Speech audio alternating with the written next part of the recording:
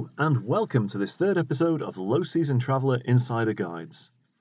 I'm Jed Brown, founder of Low Season Traveller, and for this episode we're going to look at Australia's Northern Territory. Often referred to as the true Australia, the Northern Territory has some of the richest natural and cultural assets in the whole of Australia. Yet, incredibly, in 2018, only 5.2% of the UK's visitors to Australia actually visited the Northern Territory. To help us learn more about what UK travellers are missing out on, I'm delighted to be joined by Fleur Sainsbury, who's the Regional Manager for Tourism Northern Territory here in the UK. Good morning, Fleur, and welcome to the podcast. Good morning, Jed. Lovely to be here. And it's great to have you here. Please, could you first of all just give our listeners a little bit of an overview to Darwin and the Northern Territory and indeed the whole of the top end? Absolutely, yeah, more than happy to. So Darwin is our capital city, and it's actually positioned closer to Bali than it is to Sydney or Brisbane, making it really accessible for people travelling from Southeast Asia, as well as from the rest of Australia. It sits on the Arafura Sea, surrounded by beautiful tropical waters, and obviously has a tropical climate, meaning year-round warmth. We never ever see winter in the NT, which is fantastic. Nice. Brits, especially today when it's freezing outside. The city itself is really compact. It's very flat. It's super easy to get around on foot or by bicycle if you don't fancy jumping in a car or on a tour bus. And there's heaps to do in the city as well. Just, it's the gateway for us for a lot of national parks in the top end of the Northern Territory. But actually, it's worth spending 2 or 3 days, at least in the city itself. Lots of museums, sunset markets at Mindle Beach to go and have a little browse through. Harbour cruises to do, lots of wildlife spotting, lots of World War II history as well, actually. Lots going on in the city itself. And of course, it was quite heavily bombed back in the day, wasn't it? It was the only bombing to have happened on mainland Australia. The Japanese bombed it quite severely. Darwin was shaken right to the ground. And there's a fascinating exhibition you can go and see on Stokes Hill Wharf in the city, which really sort of takes you through virtual reality headsets and other means right into the action of the bombing itself. So yeah, fascinating history. There's also a museum you can go and have a bit more of a look around too if you're interested in that sort of thing. Now, the most infamous inhabitants of the NT are the incredible saltwater crocs. Tell us a little bit about the relationship the NT has with these awesome creatures. Sure.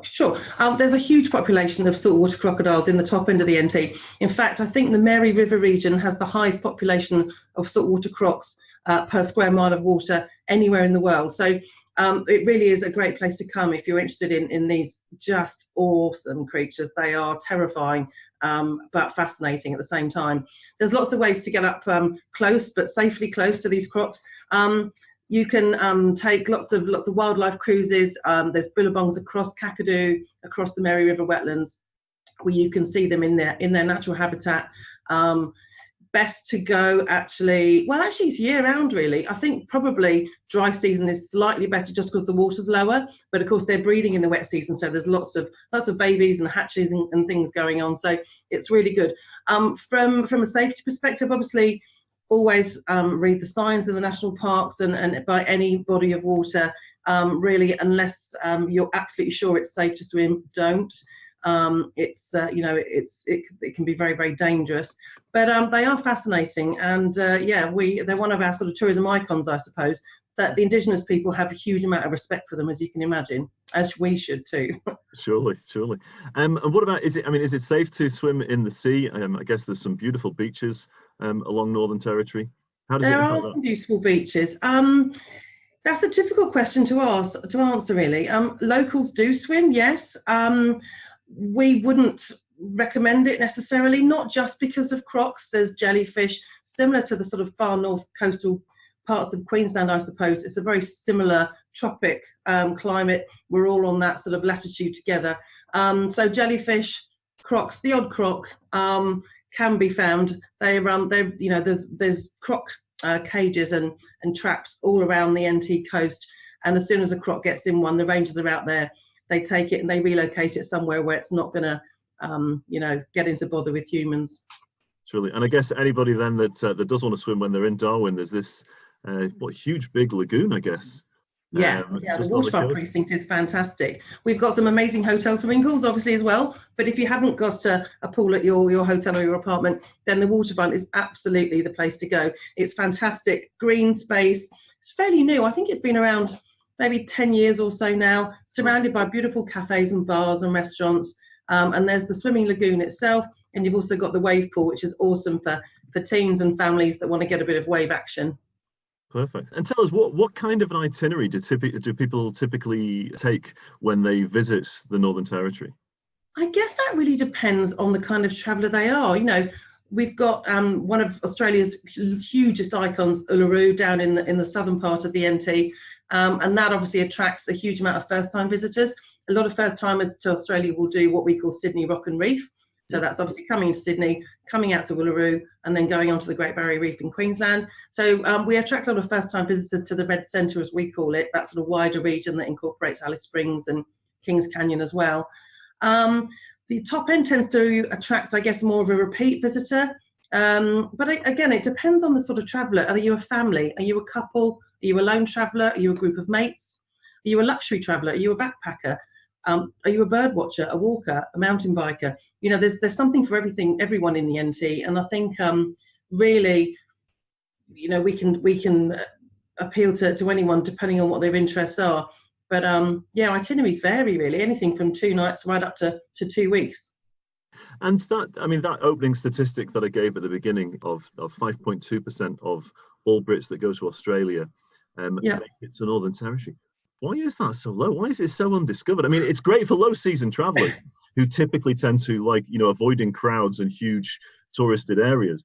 Obviously, it's going to be a fantastic place, but it's so rich in its cultural and natural diversity. Yeah. Why are so many people missing out on it?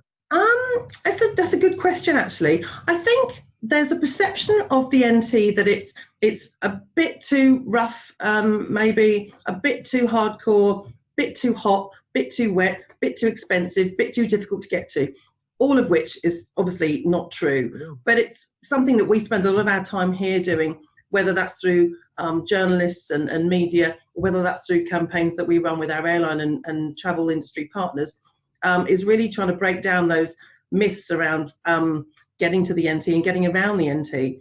Singapore Airlines fly frequently from the UK, from both London and Manchester into Darwin. It's one of the shortest flying times into Australia at 19 hours, cutting a good 5 or 6 hours off going into the East Coast.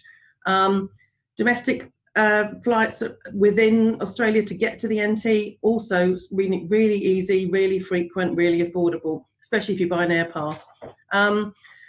So yes, it's something that we're trying to tackle all of the time. I think when you look at the NT, certainly the Red Centre, as I talked about earlier, in the southern part, gets the bulk of the visitors. It probably gets 2/3 of visitors from the UK, I guess. Uluru is such a huge draw still. And with Bruce Munro's Field of Light there till 2020, that's attracting a huge amount of Brits as well, given he's a British artist. The top end, as I say, really attracts that sort of more repeat visitor, people that are really into their wildlife and they want to learn more about Indigenous culture. And I guess in a way, given we are surrounded by such fragile habitats, if we had hordes of people coming through those national parks, it would present us with, I guess, problems of a different sort.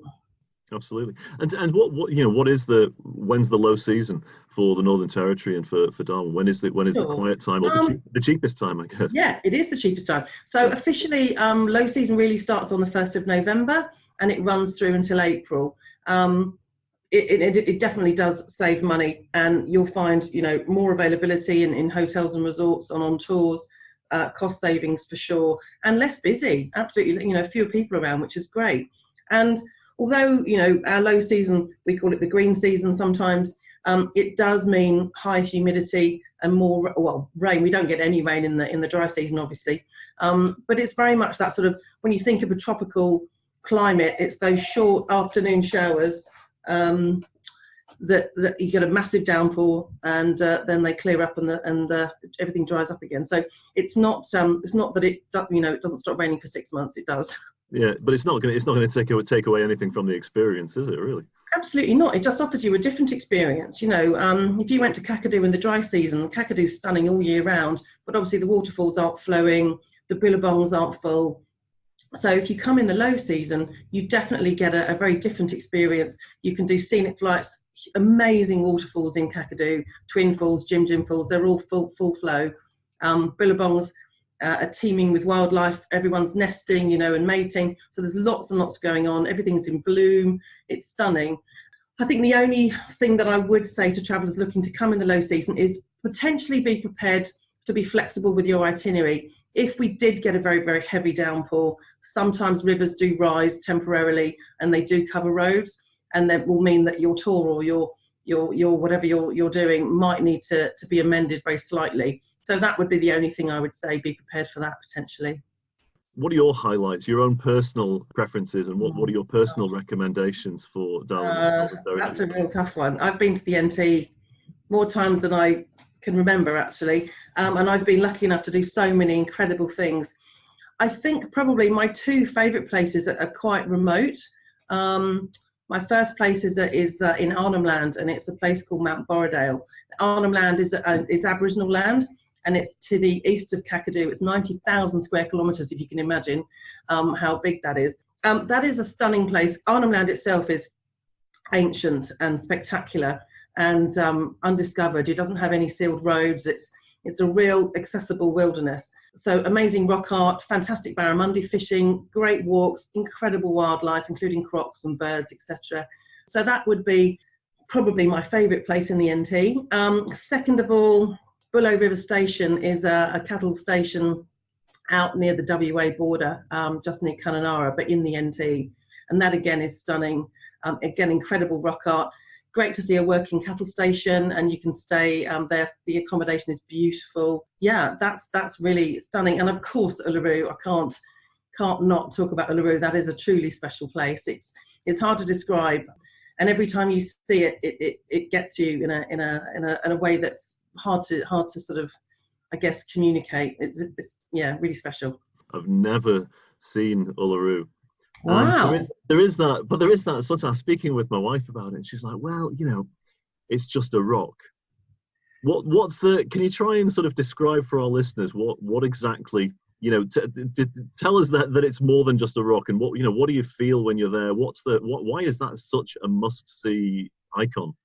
I guess because of its spirituality, it's such a sacred place for the traditional owners of the land.